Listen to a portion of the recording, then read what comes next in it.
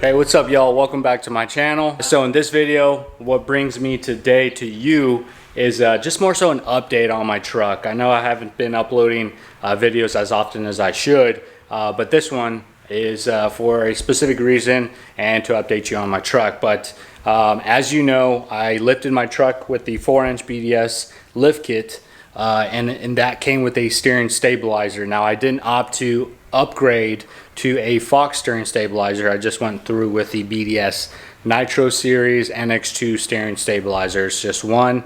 It's not mounted in where the stock stabilizer usually is. My steering stabilizer ended up going out.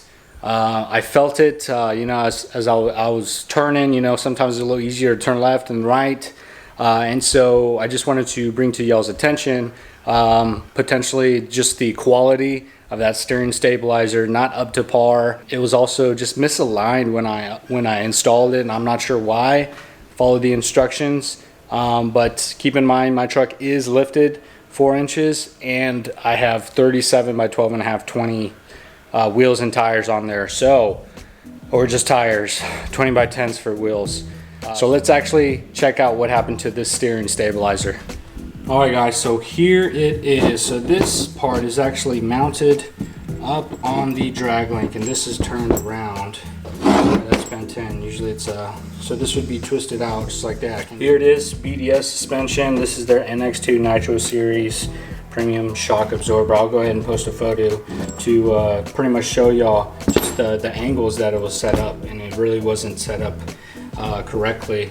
And maybe that's just a flaw in the instructions, or maybe I'm flawed, who knows. Essentially, here are these two U looking thingies. All right, bolts, nuts, that was all good. Here was the problem. This thing has been leaking like no other. So I think it was a problem with the seal. Seal busted, and just over time, it just has been leaking the fluid. And I think by now, there's slim to none, you know. So like that wasn't supposed to happen as easy. I'm compressing it, slowly going down. Let me go ahead and elongate it and push it down. All right, so fully extended it. Now when you install it, it tells you only like 4¼ inches. The shock's supposed to be extended when the steering wheel is straight. So it's usually not like this, but you can see like that shock just shot down, and now I'm pressing on it. You can just hear it.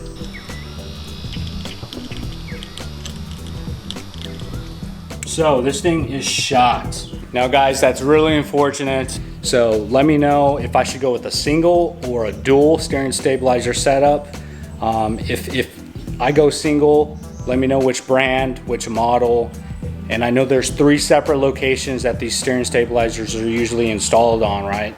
So where it comes stock, that's one, and then where this one was mounted just directly off of the drag link, that was another location for a single, and then the duals pretty much go off of just in that same location that you see duals always mounted on. I don't think you can mount a dual anywhere else.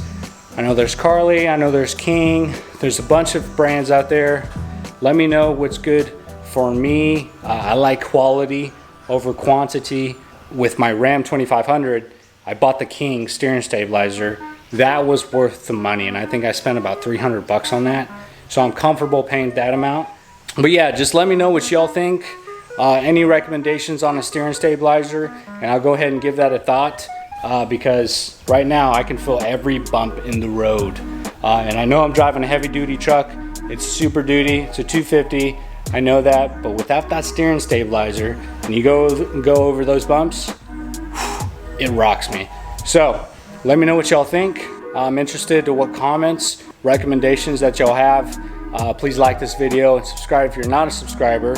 All right, and I'll see you next time.